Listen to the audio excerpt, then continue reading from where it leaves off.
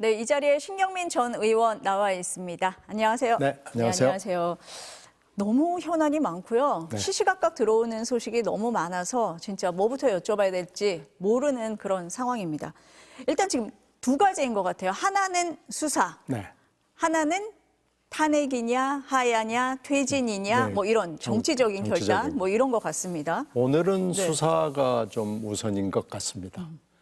첫째는 이 수사에서 이제 구속 여부인데요. 오늘 이제 김 전 장관 수사 구속이냐 여부도 중요하지만 오늘 이제 그 문제가 더 중요할지 모르겠어요. 지금 수사 권한이 어디에 있느냐. 지금 검찰이 영장을 청구했는데 네. 검찰은 사실 직권남용밖에는 수사를 할 수가 없거든요. 근데 직권남용은 수사를 할 수가 없습니다. 그리고 물론 구속사유도 안 되고요. 아니 검찰에서는 직권남용으로 하면서 내란죄로 가겠다라고 얘기를 했는데 권한 논란이 있기는 권한 논란이 하잖아요. 있습니다. 네. 그래서 권한 논란을 법원 행정처장도 얘기를 했기 때문에 아마 이 부분에 대해서 지금 오늘 영장 담당 판사가 고심을 할 거예요.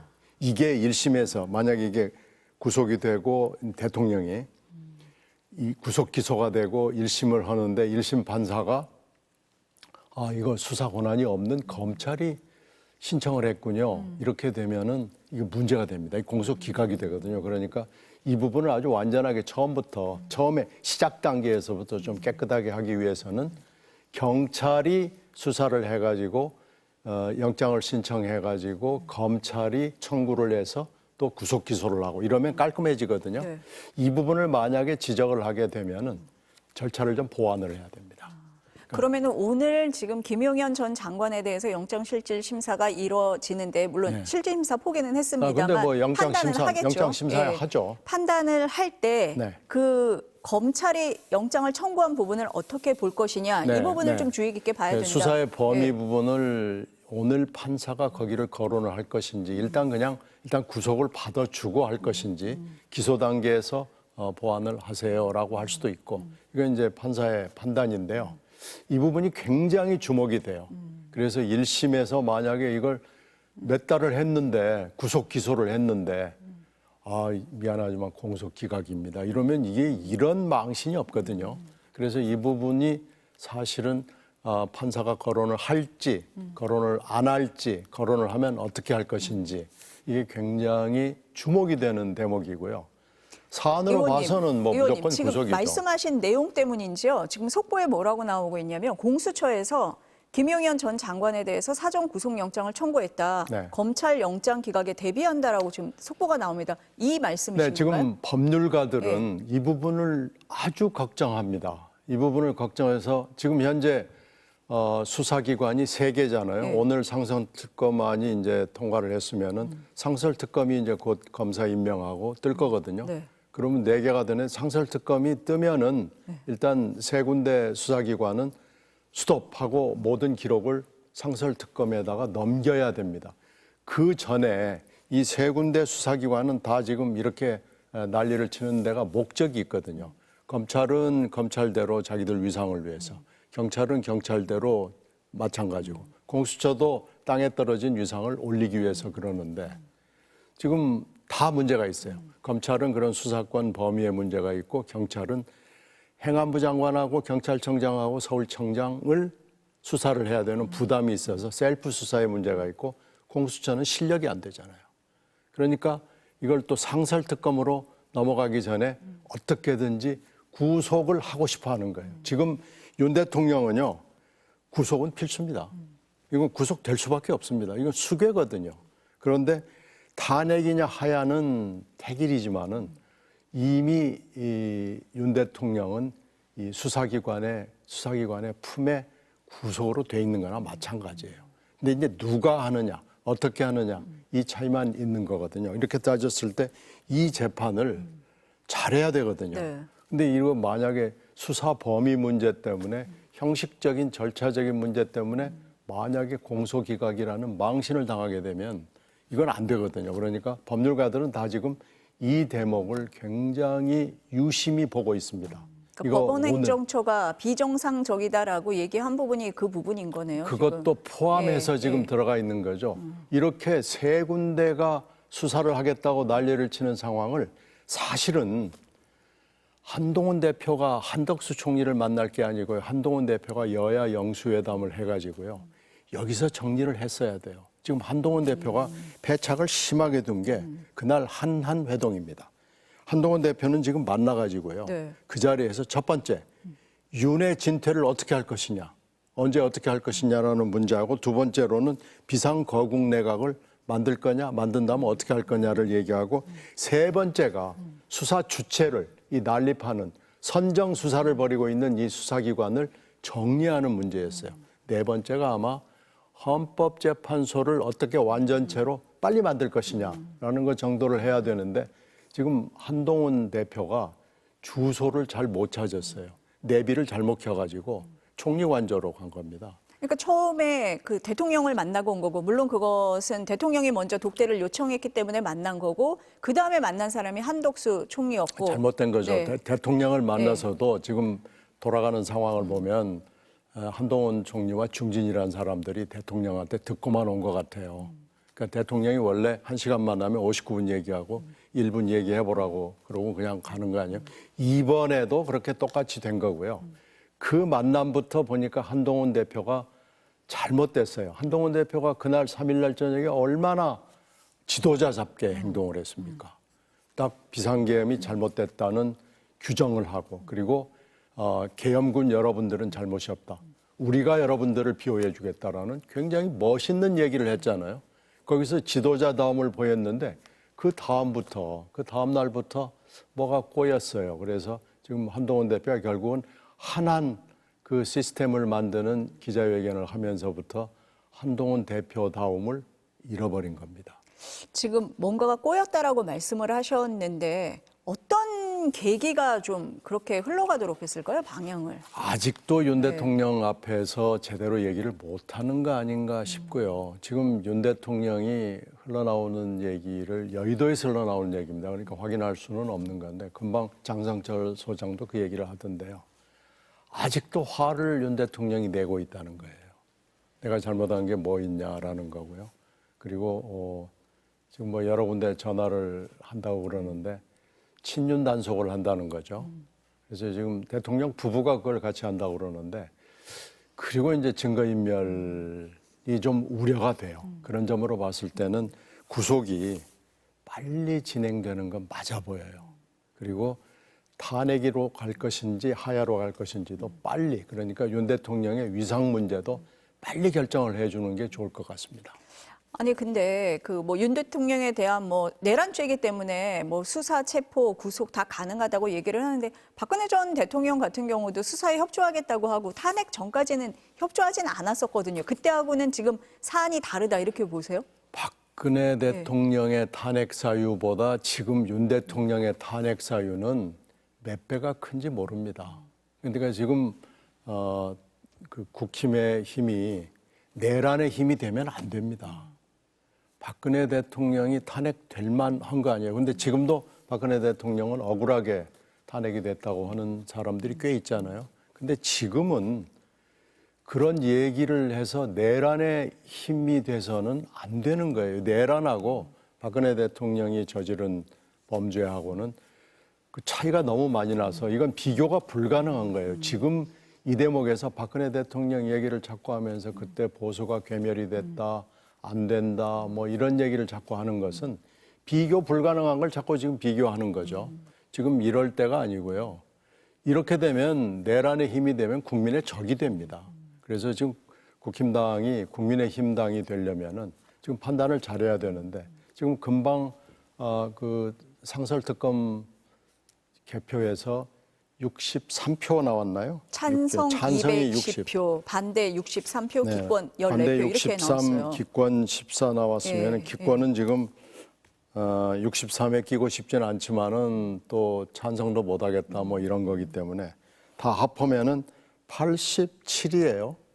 오늘 출석 못한 분이 몇 분 또 있을 테니까 이 정도라고 그러면은 아직도 국힘당은 정신 못 차리고 있는 거고 지금 우리가 당한 일, 지금 우리가 앞으로 해야 될 일에 대해서 철저한 인식이 부족한 겁니다. 지금 의원님 말씀을 하실 때 한 대표가 했어야 되는 일 4가지를 말씀을 하셨는데 그중에 첫 번째가 윤석열 대통령 진퇴 문제입니다. 근데 국민의힘에서 오늘 뭐 전국 안정화를 위한 TF에서 내놓은 안이 2월 퇴진, 4월 대선이냐, 3월 퇴진, 5월 대선이냐, 뭐 이 방안을 가지고 의원들하고 의견을 나눈다는 거예요. 어떻게 보세요? 자기들끼리 하는 거죠. 국민들은 그렇게 생각하지 않을 겁니다. 그 안은 뭐 TF를 만든다는 것 자체부터 사실은 말이 안 되는 거고요. 이건 아마 국민들이 바로 걷어찰 거래요. 그리고 민주당이나 야당들이 받지 않을 겁니다. 그러면은 어떻게 지금 진행이 될 거다 이렇게 보세요? 그냥 탄핵 이번 네. 주말에 2차 탄핵 표결이 이루어질 거고요. 탄핵 표결이 이루어지면 우리가 탄핵 절차는 다 알잖아요. 네. 그래서 쭉 그렇게 흘러갈 거고요. 그럼 이번에는 통과될 가능성이 높다 이렇게 보세요? 어떻게 보세요? 오늘 투표 결과로 봐서는 통과될 수밖에 없는 거고요. 지금 현재 국민들의 반응을 한번 보십시오. 지금 현재 김재섭 의원이나 김용태 의원이나 뭐 이런 분들의 지역구에서 일어나는 일을 한번 봐야 될 거예요. 특히 김재섭 의원은 상의해서는 안 되는 선배한테 가서 상의를 한 거고 그 선배가 또 실명으로 딱 까버리잖아요. 이건 선배가 아닙니다. 이렇게 된 것은 김재섭 의원도 잘못했지만 그 선배도 엄청난 잘못을 한 거고요. 그 젊은 피가 되고 진영 논리에 물들지 않은 그런 그 민주적인 그런 지도자가 돼 있는다는 게 얼마나 어렵다는 것을 지금 보여준 건데요. 오늘의 투표로 봐서는 상당한 이탈표가 국힘당 내부에서 있다는 것이 실증이 된 거고요. 기권하신 14분도 고민을 하고 있다는 것을 보여준 거기 때문에 이번 주말 투표에서는 무난히 탄핵은 결정될 수 있을 것으로 판단이 되고요. 만약에 또 2차 표결에서도 탄핵이 뭐 투표를 안 한다거나 부결한다거나 그러면 국민적 분노는 아마 하늘을 찌르게 될 겁니다. 그러면은 어쨌든 의원님은 이번에는 국민의힘에서 뭐 표결에 참여하지 않는다든지 이렇게는 못할 거고 이렇게 되면 자유투표로 가고 통과가 될 가능성이 지금으로서는 더 높다 이렇게 그렇죠. 보시는 이게 거네요. 예. 무기명 비밀 투표고요. 가 아니면 부를 한글이나 한자로 쓰게 돼 있기 때문에 이번에는 방법이 없을 거예요. 지금 그 방법, 지난 주말에 썼던 그 방법은 사실 민주정당이나 국회의원이 해서는 안 되는 일을 한 거거든요. 그건 가장 저급한 짓입니다. 이건 민주적이지 않습니다. 투표 방해죄라는 죄가 있어요. 국회법에 있습니다. 아 그렇습니까? 네. 예. 자유로운 투표를 보장하게 되어 있습니다. 그건 헌법과 법률에 이어서 국회의원의 자유로운 투표는 보장이 되고 이걸 방해하면 처벌을 받게 되어 있습니다. 그러니까 지금 일단은 네. 처벌 사유예요. 그게 추경호 원내대표 혼자 했는지 누가 했는지 모르겠지만 일단은 추경호 원내대표는 수사 대상이에요. 그리고 그 90명의 국힘당 의원들을 붙잡은 건 추 원내대표 플러스 뭐 친윤 의원 몇 분이 아마 바람을 잡아서 그렇게 될 텐데 이분들은요 수사 대상이에요. 그리고 한덕수 총리를 비롯해서 그날 있었던 내각 이 사람 11분도 수사 대상이에요. 그리고 국정원, 경찰, 군, 윤 대통령 다 수사 대상이에요. 그렇게 따지면 지금 추경호 원내대표가 본인이 물러나겠다고 한 것은 그건 그나마 잘한 결정이에요. 현명한 결정을 한 거고요. 다시 그런데 친윤을 하겠다라는 것은 국힘당이 지금 아직도 정신을 못 차리고 있다는 아주 간명한 증거입니다. 그러니까 지금 말씀하신 것처럼 이제 추경호 원내대표의 사퇴 의사가 확고하면서 이제 목요일에 새 원내대표를 선출하겠다는 건데 지금까지 나오는 얘기로는 4선 중진들이 권성동 의원을 추대한다라는 쪽으로 가고 있는 거잖아요. 이제 그게 탄핵 반대 당론을 계속 유지하기 위해서 아니냐 이런 얘기가 나오거든요. 아니, 그렇게 예. 지금 볼 수밖에 없는 게요. 지금 국힘당의 그 판단이 국힘당의 특히 친윤들 판단이 아직도 이 내란 사태를 친윤 친한의 관점에서 지금 보고 있다는 걸 보여주는 거거든요. 그러니까 목요일 날 어떤 결과가 나올지 우리가 지금 예단할 수는 없습니다만은 만약에 이게 진솔한 토론을 통해서 제대로 된 결론을 내리지 못하고 우리는 목숨으로 윤 대통령을 지킨다. 결사항전이다라고 이렇게 결론을 내린다 그러면은 이 전국은 굉장히 어려워지는 것이고요. 윤 대통령도 편안하지 못할 겁니다. 아까 말씀하신 것처럼 뭐 2월 퇴진이냐, 3월 퇴진이냐, 뭐 언론에서는 다 한가한 네. 논의다 이렇게까지 얘기를 하고 있거든요. 그렇다면 뭐 오늘 총회에서 이 두 안을 가지고 결론이 나기는 쉽지 않을 것 같거든요. 아니요, 결론 내나 안 내나 뭐 네, 의미가 의미가 별로 없다. 없을 네, 것으로 네. 보입니다. 그러면 이번 주에 이제 탄핵 소추안이 지금 통과된다라고 보시는 분들이 많습니다. 그러면 이제 헌재로 가게 되잖아요. 네. 근데 지금 헌재가 6인 체제잖아요. 그렇죠. 지난번에 이진숙 방통위원장이 그 가처분을 내 가지고 6인으로도 심리를 할 수 있도록 바꿔는 놨는데요. 근데 이 사안이 이게 지금 대통령을 심판하는 거잖아요. 근데 이걸 6인을 가지고 심판을 한다라는 게 일단은 좀 이상하죠. 그리고 이제 6인 중에는 그 보수 쪽에서 추천을 한 분이 많으니까 아마 그걸 국힘당 내지는 대통령이 좀 믿는 것 같은데요. 박근혜 대통령 때 보면 박근혜 대통령이 추천한 헌법재판관들도 박 대통령 편을 들어주지 않았습니다. 그때 9대 0이었거든요. 그러니까 이건 박근혜 대통령 사안보다도 너무너무 몇 배인지 모르지만 위중한 사안이기 때문에 6명으로 한다는 상황이 생겨도 잘 모를 거고요, 결론을. 그렇게 국힘당이 생각하는 것처럼 그렇게 굴러가지 않을 거예요. 그런데 이제 3명을 빨리 채워야 되는데 이 3명을 채우려면 후딱후딱 빨리빨리 해도 한 달 정도 걸립니다. 일단 청문회 해야죠. 그리고 이제 국회에서 표결해야죠. 네. 그리고 마지막에 대통령이 임명을 해야 되는데 누가 합니까? 지금 대통령이 그러면? 없잖아요. 네. 아니 네. 없는 상황에 이게 없는 전개될 상황이 될 가능성이 높죠. 지금. 네. 높은데 대통령이 아닌 권한대행이 누군가 있을 거 아니에요. 누군지 모르겠지만 권한대행이 헌법재판관 내지는 헌재소장을 임명할 수 있느냐라는 건 지금도 법적인 논란이 있습니다. 그래서 그게 법에 예정돼 있지 않기 때문에 사실은 그 논란이 지금 끝나거나 정리가 되거나 그러지 않았어요. 어떤 사람은 권한대행도 급한 상황이니까 할 수 있다라고 얘기하고 어떤 사람은 이건 대통령의 권한이니까 안 된다라는 건데 아마 굉장한 논란이 있겠지만 만약에 한다 그러면은 9명 체제가 올 수도 있고 아니면 또 그 전에 청문회 과정에서 어떤 사람이 또 누락이 될 수도 있고 이러기 때문에 이러면 그 그 선임 과정이 길어지고 그러면 재판 과정이 길어지는 거죠. 아니 되면. 근데 일각에서는 뭐 헌법 재판관이 9명이 있어야 되기는 하지만 지금 6명인데 6명으로 뭐 심의나 결정을 못 하는 건 아니다. 아니 그러니까 그게 네, 네. 이진숙 방통위원장이 가처분을 내면서 그 얘기가 내면서 그 나왔었죠. 6명으로 네. 가능하도록 바꿔놨어요. 네. 그 대신 6명 전원이 지금 찬성을 그렇죠. 해야 되는 6명 그런 전원이 상황인데, 해야 됩니다. 예. 근데 그게 정당성을 뭐 인정받을 수 있느냐 없느냐에 대한 논란은 조금 있는 것 같긴 그러니까 합니다. 계속해서 네. 논란이 끝이 없이 지금 헌법재판소 그 과정만 절차만 놓고도 논란이 지금 말씀 우리가 나눈 게 몇 개 네. 있잖아요. 네. 그래서 이거 참 어렵습니다. 이 헌법재판소 3명이 비어 있는 상황은 사실 야당에도 책임이 있어요. 이걸 지금 일부러 비워놨거든요. 그러니까 이건 야당도 가볍게 생각해서는 안 된다는 걸 이번에 본 건데요. 이걸 하여튼 어떻게든지 간에 그 논란을 좀 슬기롭게 토론을 통해서 좋은 결론을 내가지고 일단 헌법재판소를 완전체 9명으로 만들어 놓는 것도 지금 굉장히 중요한 일 중에 하나입니다. 그게 이제 헌재에서 결정이 났을 때 법적 정당성을 좀 확보한다는 면에서도 필요하다. 필요하죠. 네, 네. 이거 가지고 이제 네. 계속해서 무슨 결정을 내든지 간에 6명이 결정을 한 거기 때문에 나는 승복하지 못하겠다라고 얘기를 해도 사실은 그것도 이제 새로운 논란거리로 등장합니다. 조금 전에 의원님께서 이제 뭐 누가 임명을 하느냐 이 얘기를 하셨는데 이게 대통령 권한에 대한 논란도 지금 계속 있어요.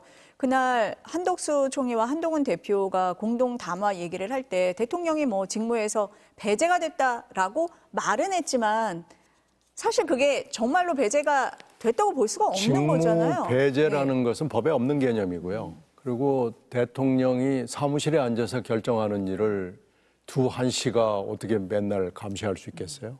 그러고 나서 바로 행안부 장관 사임도 받아줬고 뭐 국방부 장관 그 전에 받아줬고 그리고 박선영 과거사위원장도 임명을 했고 아무도 모르잖아요. 그렇죠. 다 뭐 언론 보도 보고 나서 한덕수 총리도 알고 한동훈 대표도 알고 지금 그런 상황이기 때문에 네. 직무 배제라는 건 아무 의미 없습니다. 그건 법률적인 권한도 없고요. 그냥 대통령은 그냥 하는 거예요. 아니 근데 한동훈 대표는 국정에 관여하지 않는 거다. 그러니- 계속 국민들이나 야당에서 얘기를 하는 게 대통령에게서 군 통수권을 뺏어야 된다는 얘기를 계속 하는 그걸 거잖아요. 어떻게 뺏어요? 그러게 말입니다. 두 한시가 아니라 네. 한시가 100명이 가도 못 뺐습니다. 그래서 그건 그 두 한시가 잘못 결정한 겁니다. 지금 국민의 뜻과 어긋나게 간 거예요. 그러니까 한동훈 대표가 이 첫날 했던 3일날 그리고 4일 오전까지 했던 그런 나이스한 판단에서 지금 벗어나 버린 거예요. 그래서 지금 국힘당이 이렇게 혼란스러운 그 원인 중에 하나도 거기에 있습니다. 그러면은 지금 국정 운영 주체가 한덕수 총리와 한동훈 대표가 될 수 없다라는 것이 뭐 국민들 여론이기도 하고 야당의 주장이기도 합니다. 그렇죠. 네. 한덕수 총리는 바로 지금 수사 받아야 돼요.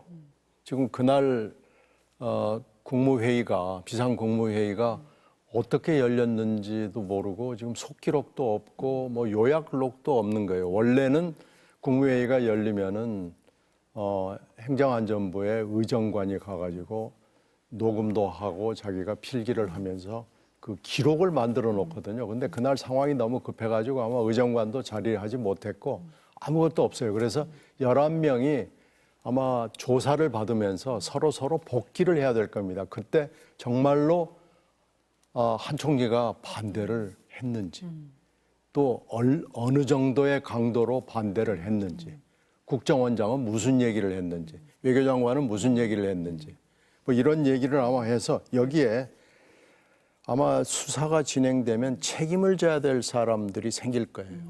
틀림없이 아무 얘기도 안 한 사람도 있을 것이고 반대를 하는 신용만 한 사람도 있을 것이고 뭐 그럴 거예요. 네. 그렇게 오늘 되면 뭐 당장 그날 국무회의에 참석했던 사람들에 대해서 소환 조사한다고 이거 해야 하잖아요. 됩니다. 네, 이건 네. 해야 되고요. 네. 비서실도 다 해야 됩니다.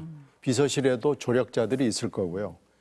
추경호 대표도 해야 되고 친윤 핵심들도 그날 90명을 못 나가도록 여리저리 뺑뺑이를 돌리고 그랬다면 이 사람들도 내란 방조자예요. 그렇게 되면 이 사람들도 조사해야 됩니다. 그러니까 군인만 지금 조사하는 게 아니에요. 다 조사해야 되기 때문에 네. 지금 속기록도 없는 국무회의 이것 자체도 왜 이렇게 됐는지 누가 이렇게 만들었는지도 사실은 책임을 규명해야 되는 그런 상황이고요. 그렇게 되면 내각이 총사퇴를 하는 사태가 생기는 거예요. 그러면 이 국정을 어떻게 해야 될 것이냐라는 것을 여야 대표가 모여서 거대 양당이 모여서 얘기를 해야 되는데 저는 거국 비상내각 정도가 가능한 합의점이라고 봐요. 어떤 형태를 말씀을 하시는 그러면 건가요? 총리도 여야가 찬동할 수 있는 인물로 해야 됩니다.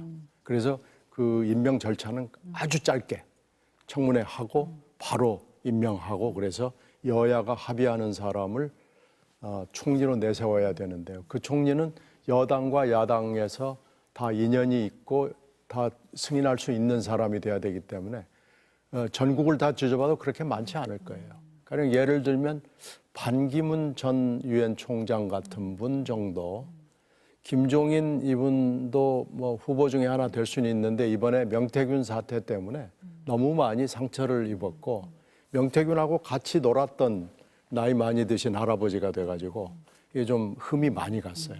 그래서 그런 분들을 후보를 놓고 지금 내각을 거국적으로 비상하게 할 수 있는 방법을 생각해서 국정 공백을 줄여야 됩니다. 지금 그런 걸 논의해야 되거든요. 아니, 그러니까 우원식 국회의장이 그렇지 않아도 지난번에 담화를 발표하면서 여야 회담이 필요하다라고 얘기를 했고 요청을 했습니다. 근데 아직까지 뭐 국민의힘에서는 반응이 없는 그런 상황이거든요. 그러니까 한동훈 대표가 지금 네. 판단을 잘못하고 있는 거예요. 지금 이재명 대표를 만나기 싫은 거예요. 근데 만나기 싫은 이유는 우리가 알겠어요. 그건 알아요. 그러면 이런 방법은 있어요.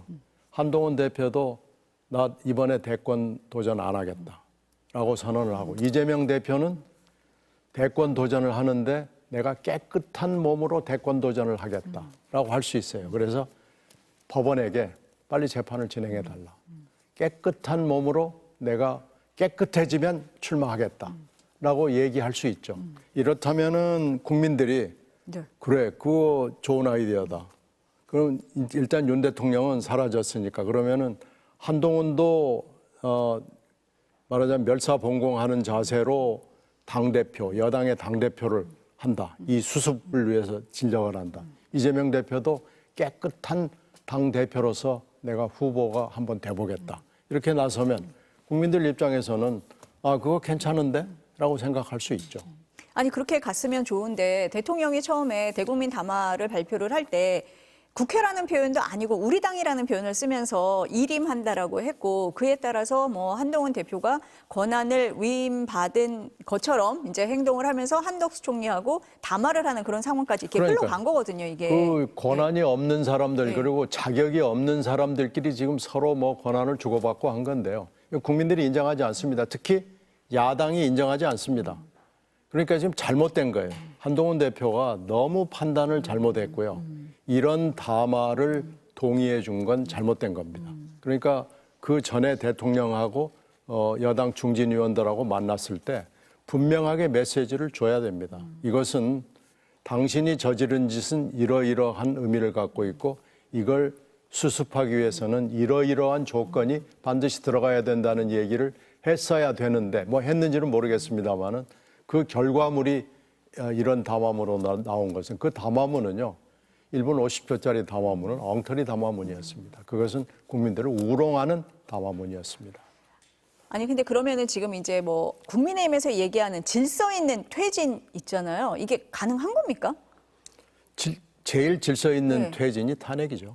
그럼 탄핵이 되기 전에는 대통령의 직무가 정지되지 않고 안 되죠. 그렇게 되면은 그 권한을 위임받을 수 있는 법적 근거도 없고 없습니다. 그럼 지금 같은 국정 혼란은 계속 지속될 수밖에 없다. 그러니까 그 네. 기간을 가급적 하루라도 줄여주는 것이 가장 질서 있는 퇴진이죠. 질서 있는 권력 이양입니다. 그러면 이번 주 토요일에 어쨌든 민주당과 야당에서는 다시 한번 탄핵 소추안을 표결을 하겠다는 거고 이번에는 좀 통과가 될 가능성이 높다. 이게 지금 그러니까 지난주에 네. 했더라면 시간을 많이 줄일 수 있었을 거예요. 근데 이게 다시 일주일이 이렇게 늘어나게 된 건 이건 전적으로 국민의힘의 책임입니다.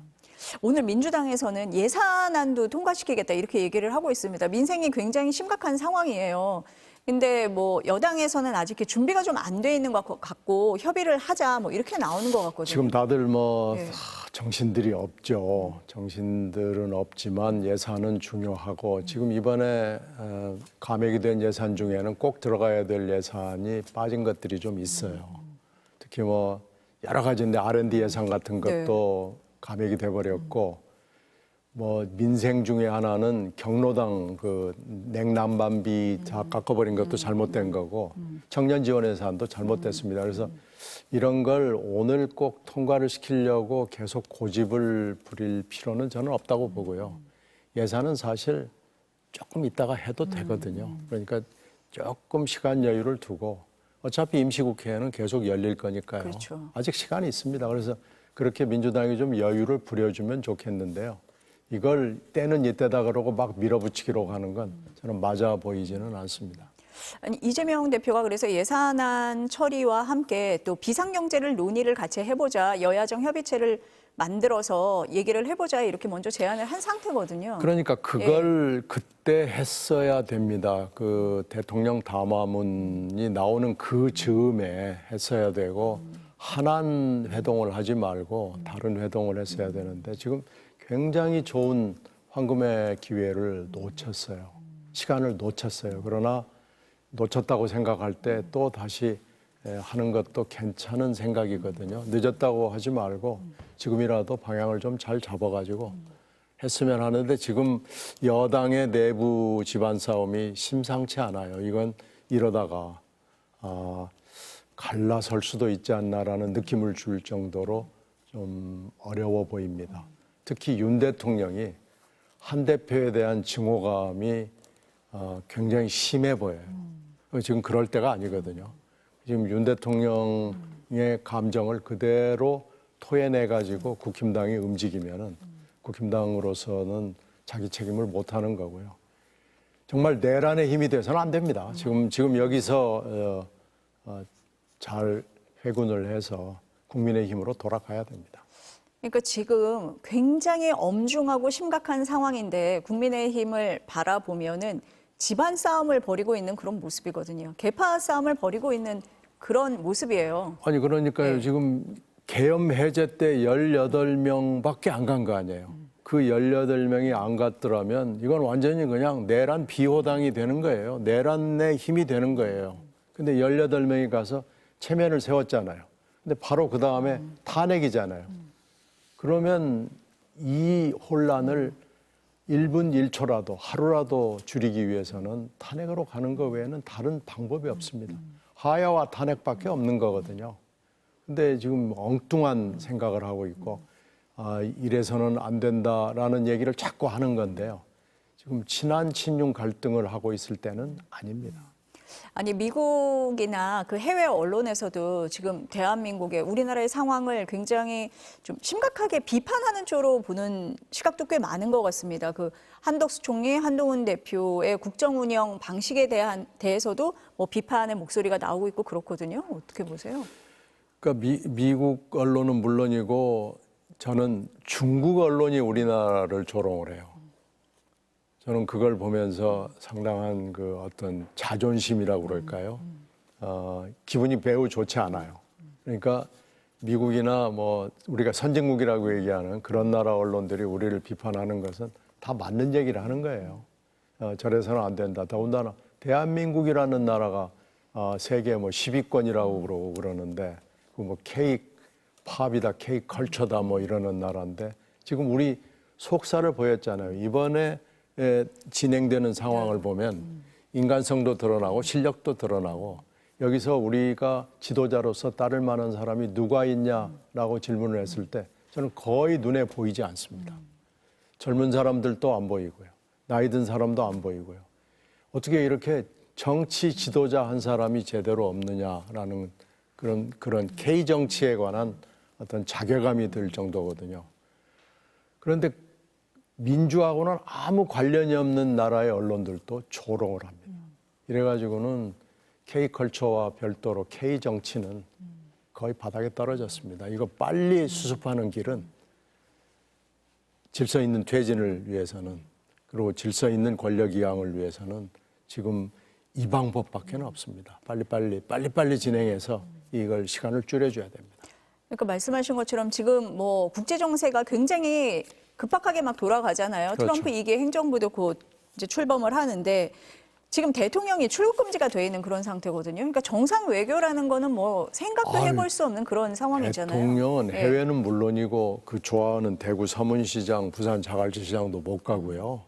그리고 집 밖에도 못 갑니다. 이제는 삼시세끼를 집안에서 아니면 사무실에서 사무실 가기도 쉽지 않을 거예요. 그리고 지금 그때 박근혜 대통령 때를 생각해 보면 감옥을 안 가도 감옥 간 거하고 똑같은 효과가 납니다. 따라서 지금 본인이 한 일이 어떤 일인가를 아직도 잘 이해를 못하고 있는데 저는 이건 누가 가서 좀 가르쳐 주든지 아니면은 본인이 대호각성을 하든지 지금 이 방법밖에 없는 것 같습니다.